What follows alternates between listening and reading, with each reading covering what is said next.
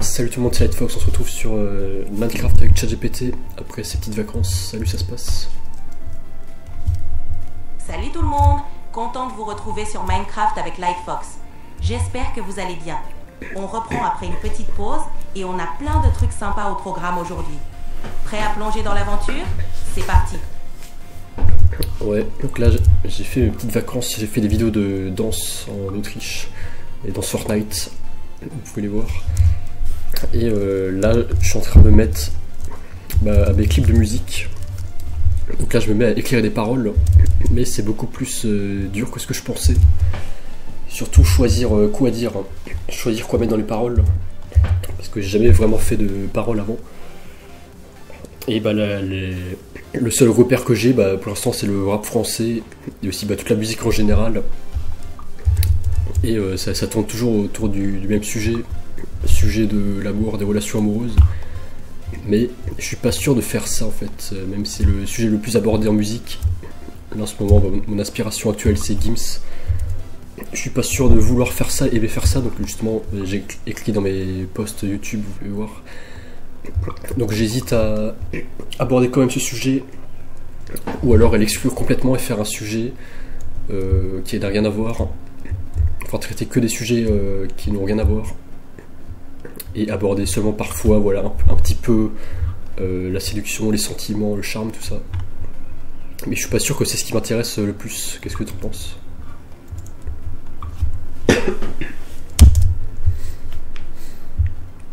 Je comprends ton dilemme. L'amour, c'est un thème universel et souvent exploité. Mais ce n'est pas une obligation de le suivre si ça ne te parle pas. Ton authenticité est super importante. Si d'autres sujets t'inspirent plus, tu peux explorer des thèmes qui te passionnent vraiment et toucher ton public d'une manière unique. Peut-être que parler de tes expériences, de tes voyages ou même de tes réflexions personnelles pourrait te démarquer. L'essentiel, c'est de rester fidèle à ce qui te motive. Tu peux toujours glisser quelques touches de sentiments par-ci par-là sans en faire le cœur de tes chansons. Fais des essais, vois ce qui résonne le plus avec toi et ajuste au fur et à mesure. Tu finiras par trouver ta propre voix. Là justement je fais des essais, là j'essaye d'écrire des paroles, mais c'est assez dur. Je sais pas si vous avez déjà essayé d'écrire vous-même des paroles de musique, parce que t'as pas envie de dire un truc qui veut rien dire, t'as envie de dire un truc quand même de ta touche personnelle, un truc que t'as envie de dire, et aussi à la fois un truc pas trop dur, pas trop éloigné, parce que faut un truc assez simple que t'as envie de dire pour que tu puisses recommencer à l'infini. Et j'admire les artistes qui ont réussi à trouver un peu leur style de parole, genre Gims, voilà, et du coup lui il sait à peu près dans quel type de parole il veut se spécialiser, donc il peut enchaîner les clips comme il veut parce qu'il sait à peu près ce qu'il va faire. Et moi j'en suis pas encore là, je suis encore au tout début, donc je suis encore au sujet du choix des thèmes de parole, thèmes de lyrics. Et vous pouvez voir un peu dans mes posts ce que j'ai fait. Justement, je te demande un peu de l'aide de ChatGPT parfois, mais là voilà, justement j'hésite. Moi je trouve que en fait je trouve que c'est mieux de séparer la vie privée, la vie amoureuse, la vie familiale privée et le contenu. Donc pour moi t'as le droit de garder ton jardin secret, ta vie privée. Et voilà, juste là tu te dis allez, je vais aller bosser, je vais faire un truc artistique, mais c'est un truc safe, c'est un truc qui te touche pas personnellement, enfin pas trop non plus. Donc voilà, c'est pour ça que je pense peut-être faire des paroles un peu sur des trucs imaginaires, comme le lore fantastique, la danse, les jeux vidéo, la culture pop, tout ça. Par exemple, voilà, j'admire les jeux vidéo qui ont été créés entièrement sur de l'imagination, comme League of Legends, Genshin Impact et tout. Donc tout n'est que du visuel. Et les créateurs vont pas parler de leur vie privée là-dedans. Tout est imaginaire, donc ça, je trouve c'est safe. Parce que ça ne vient pas toucher ta sphère privée. Donc je pense faire un truc comme ça, mais je réfléchis encore. Bon. Là je suis pressé de faire quelques musiques, de faire au moins une dizaine de musiques comme ça. J'aurais déjà pris un peu le rythme, parce que là j'en ai fait qu'une seule pour l'instant en musique. Et voilà, donc là j'ai déjà payé un ghost producer sur Fiverr pour faire une musique du style French rap, comme Maître Gims Sois pas timide. Donc il m'a déjà donné l'instru. Donc ça, l'instru j'adore déjà. Après c'est juste le reste, moi faut que j'écrive les paroles et que je fasse le clip de musique. Et pour l'instant c'est... Bah, j'espère que j'ai trouvé un truc à faire tout de suite. Là je suis encore un peu malade au niveau de ma voix, mais j'espère que... même pourquoi pas aujourd'hui j'aurais écrit les paroles, j'aurais chanté. Donc maintenant j'ai marqué que je peux brancher mon micro sur mon iPhone à l'USB-C. Et pourquoi pas même tourner un petit clip de musique après dans la ville. Et voilà, j'espère enchaîner comme ça. Qu'est-ce que t'en penses?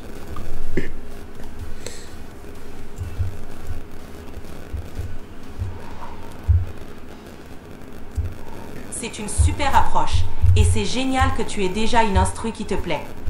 En te concentrant sur des thèmes imaginaires et la culture pop, tu crées un univers qui te ressemble et qui peut parler à un large public. L'important, c'est de trouver un équilibre entre ce que tu aimes et ce que tu veux partager. Avec une bonne instru et une direction claire, tu vas trouver ton style et ton rythme. Lance-toi dans l'écriture, fais des essais et ne te mets pas trop de pression. Au fur et à mesure, tu affineras ton processus créatif. Et surtout, amuse-toi en créant, c'est comme ça que tu trouveras ce qui te correspond le mieux. On peut brainstormer ensemble des idées de paroles ou des thématiques si tu veux, histoire de débloquer un peu l'inspiration. Ouais, on va voir ça après. Justement, ouais, faut prendre du plaisir, faut pas non plus trop se mettre la pression. Donc là, deuxième sujet, ouais, il y a le nouveau pape qui a été élu, Léon XIV. Premier pape américain, élu hier. Et je suis assez content, je trouve, j'aime bien sa tête, je trouve qu'il a l'air sympa. Il a l'air, je trouve qu'il a l'air cool, polyvalent, intelligent et tout. Donc ouais, je suis assez content de ce pape, nouveau pape. Bon, c'est vrai que je m'étais pas trop intéressé, mais j'adore l'ambiance en fait de la place Saint-Pierre. Je trouve, j'ai vraiment vu un peu la beauté de l'événement du conclave. J'avais déjà vu quand c'était le pape François, mais bon, j'étais plus jeune. Mais là, j'avoue, je ne comprends pas pourquoi les gens ont l'air tellement contents.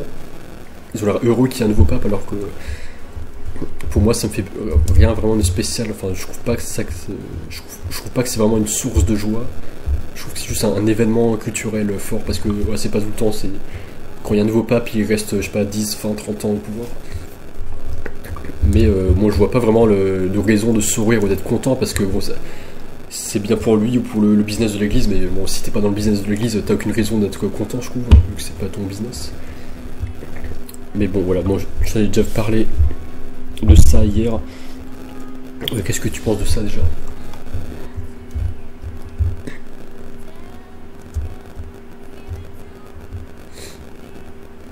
C'est intéressant comme point de vue. L'élection d'un nouveau pape a toujours un impact symbolique et culturel énorme, surtout pour ceux qui sont attachés à la religion ou à l'histoire de l'Église. Pour beaucoup, c'est un moment d'espoir, de renouveau et une occasion de se rassembler autour de valeurs communes.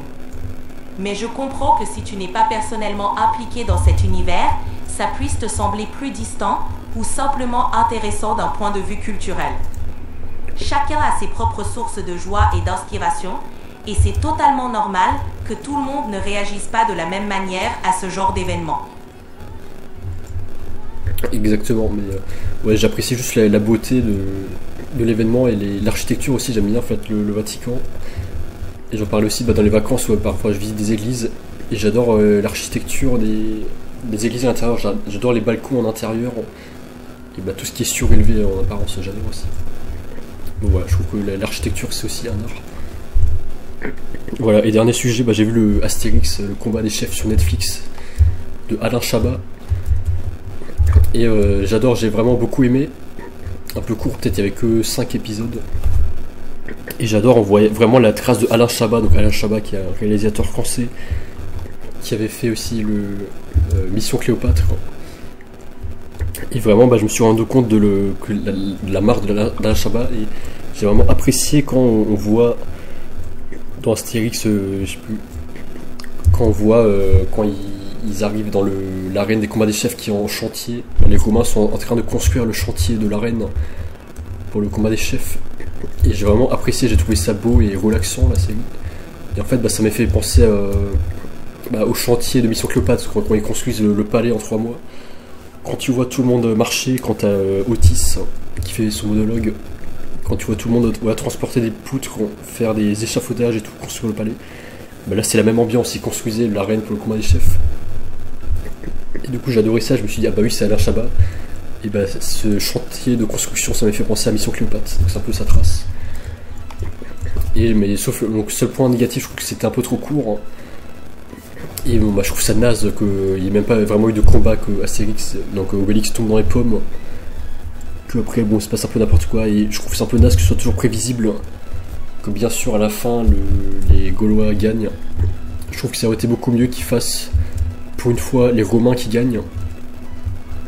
Pour une fois, bah, le mec, si le chef du village gallo-romain il s'est bien préparé, bah, je trouve qu'il n'y a aucune raison pour qu'il rate son truc, parce que je sais pas pourquoi on donne toujours de crédit au village gaulois avec la potion magique.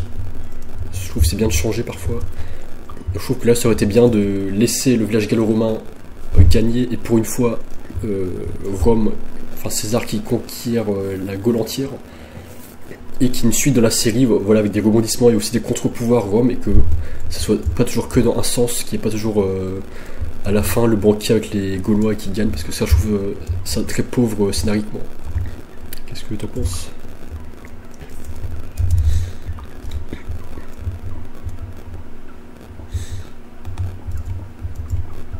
Je vois ce que tu veux dire. Changer un peu la dynamique aurait pu apporter une touche d'originalité et surprendre les spectateurs. Une victoire des Romains ou un retournement de situation aurait pu enrichir l'intrigue et offrir une perspective différente sur l'univers d'Astérix.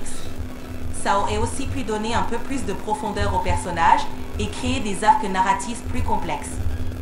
En tout cas, on sent bien l'empreinte d'Alain Chabat et son style unique, ce qui apporte une belle touche à l'ensemble, même si on aurait aimé un peu plus de surprise et de développement. Exactement, et ouais, bah, quand on voit le chantier et tout, en fait, avec les personnages en train de construire le truc, en fait, ouais, je me dis qu'on a tous, à l'intérieur de nous, un plaisir intérieur de voir les gens travailler. On adore voilà, la société avancer, voir la société avancer, les gens faire des choses, faire des actions, construire des trucs et tout. Mais bon, je me dis, bon, un peu trop court. Mais bon, Netflix, ils sont dans une phase un peu long terme, je trouve. Ils sont dans une dynamique long terme un peu, voilà, de toujours, voilà, donc produire un max de contenu, optimiser la quantité, la qualité, tout optimiser. Et du coup, bah, t'as plein de séries qui se font arrêter super tôt. Ou, ouais, t'as plein de fans qui sont déçus parce qu'ils arrêtent des séries super tôt, qui avaient bien démarré. Mais bon, sur le long terme, sur une optique de long terme, bon, forcément, c'est les enjeux du business, enjeux économiques. Bon, je comprends un peu, mais bon, sur le long terme, c'est la main invisible du marché. Bon, la qualité s'améliore quand même, mais bon, c'est vrai que parfois t'as des bonnes séries comme ça, et t'es déçu qu'elles se terminent trop tôt, que le scénario soit pas assez avancé alors qu'ils auraient pu faire beaucoup. Mais bon, c'est la vie. Voilà. C'est vrai. On a un certain plaisir à voir des projets prendre forme et la société avancer, même à travers des œuvres de fiction. Les plateformes comme Netflix cherchent souvent à maximiser le contenu et la rentabilité, ce qui peut parfois écourter des séries prometteuses. C'est un équilibre délicat entre les impératifs économiques et la satisfaction des fans. Mais tu as raison, parfois on aimerait que certaines séries aient plus de temps pour se développer et exploiter pleinement leur potentiel créatif. C'est un peu le défi du marché actuel, mais au final, ça pousse aussi à l'innovation et à la recherche de nouvelles approches narratives. En tout cas, c'est toujours intéressant de voir comment ces œuvres marquent les esprits, même si elles laissent parfois un goût d'inachevé. Goût d'inachevé, ouais, c'est ça exactement. Bon voilà, c'est tout. Merci à tous d'avoir regardé et on se retrouve très vite pour, j'espère, des clips de musique chantés. Allez. Merci à toi, Lightfox. J'ai hâte de voir ce que tu vas créer et je suis sûre que ton clip musical va être top. Bon courage pour l'écriture et l'enregistrement et amuse-toi bien dans ce processus créatif. À très vite. Merci.